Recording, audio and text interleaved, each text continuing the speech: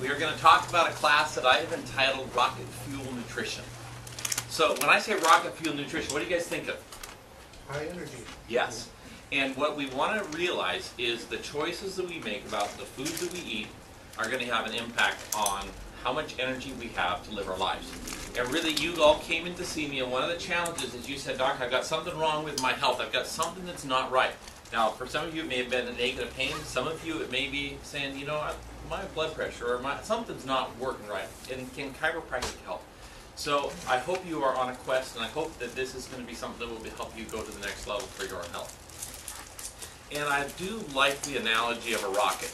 And if we all think about Cape Canaveral, you know, there you've got this rocket sitting on that launch pad. And if you think about your body like a rocket, I think it's a great analogy, because if you're going to rise to new levels of health, you've got to have several components in play. And just like a rocket, it needs to have a fuel source. It also needs to have an ignition capability or capacity. Okay, it's got to, like that, you know, you can have all the fuel in the tanks, but if you don't have a way to actually light it, and the third component of a rocket that I want to talk about and make an analogy to our body is you need to have a computer that's capable of directing this rocket. Because you can imagine if you've got all that fuel and you've got an ignition source, but you've got that rocket starts to veer off, you don't have a way to steer it and control and know how up is and things like that, that this rocket, it'll be a disaster from the ground going, you'll have to be destroyed, sort of thing, right? So if you kind of think about that, so I've been thinking, well, okay, I think if I think about rocket fuel nutrition, what do you think would be the fuel? Here, what do you say? The carrots, yes, the foods that we're eating. All right, so when people talk about a nutrition class, a lot of times the focus really is on the food part of it. All right, which is really important, and we're going to talk about it. And you know, when I was at Costco today, I avoided certain foods that looked really good because I didn't want to take the heat that I would get if I bought those foods here, right? But you do see I did have a little dessert treat for you. I couldn't help myself. I said, you know, we're going to have this wonderful talk about nutrition. I can't just have healthy foods and not have something that can just put a nice end to the meal, that sort of thing. So we've got some. But one of the things I want to talk about tonight in addition to that is the ignition of the fuel. What is the ignition system in your body? The nerves firing, the synapse. All right. Now, you've got a right answer, but you know what? I'm going to put the nerves into the computer section. All right? So the control of your rocket, okay? That's where I'm going to probably put that. So it's not that that's a great answer, and it is involved in the ignition system. But I was thinking about maybe putting the digestive tract or the digestive as part of the ignition. So if you think of this now, we've got to fuel our body. We've got to then somehow take that fuel and turn it into energy, right? So you understand, if you think about your digestive system then as the part that turns it in. Now, Ken, your answer about the nerve system is right, because is the nerve system involved in your ability to digest the food? Yes. You cannot absorb and digest food properly without the coordination and control of the nerve system. So you're absolutely right, it is involved. But then I was thinking, well, it's just like a computer that has to be directing this rocket. You're essentially, I kind of think about your nerve system there. So tonight I was thinking about, well, where do we go with this? Well, I think a lot of people understand that we should eat healthier foods, right? I mean, this is not rocket science, right?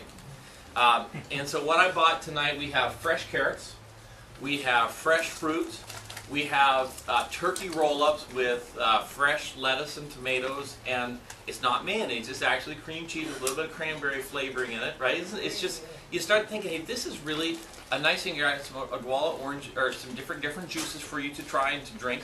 Also water. So I had some water and a roll-up before I gave this talk here, because I need to have my mind mentally, you know, functioning here. Plus, I need to be careful not to let you guys eat too much food, because one of the problems that we run into when we talk about fuel, if a lot of calculations are made when they make a determination about how much fuel it takes to get into orbit, right?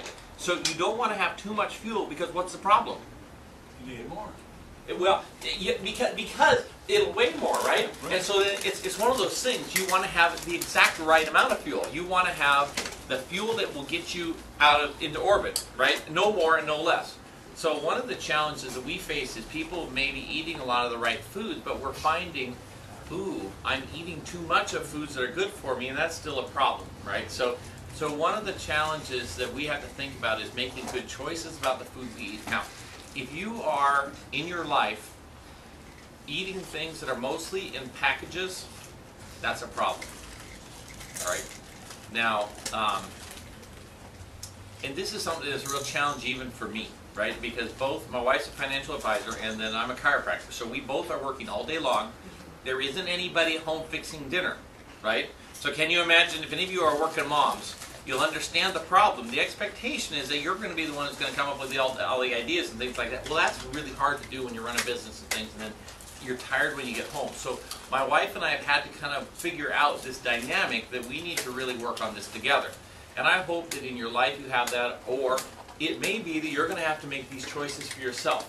And if you have to, for one person, make good choices about nutrition, it is more challenging.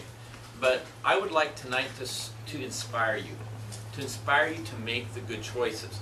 And actually enjoy this adventure of cooking and preparing foods so that you will fuel your rocket with really good fuel. Because if you're trying to do all these things right, but you're not getting that part of it, and you're going and you're eating the lean cuisine, or you're sticking something in the microwave every night, and that's become your habit, could I inspire you to something better than that? And that's to start thinking about the foods that we eat.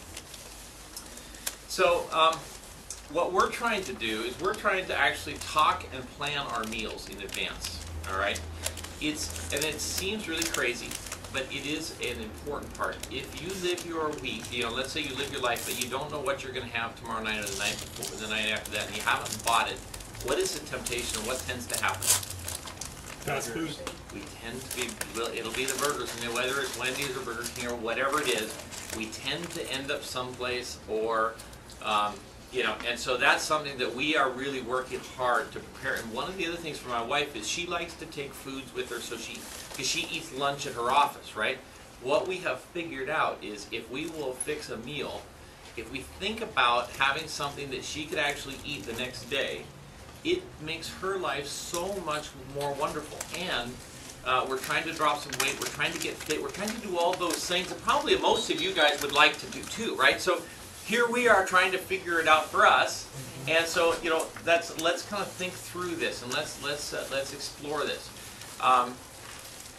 Tim and Rachel, you guys inspired Karen and I. We are trying something new called quinoa, right?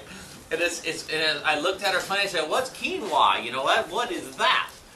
Well, it is actually eaten instead of like a rice, because we're trying to have less carbohydrates in our diet, right? So it's easy to have rice or potatoes or things like that. A lot of meals, that's what you want to have. Well, what do you do if you're trying to avoid that?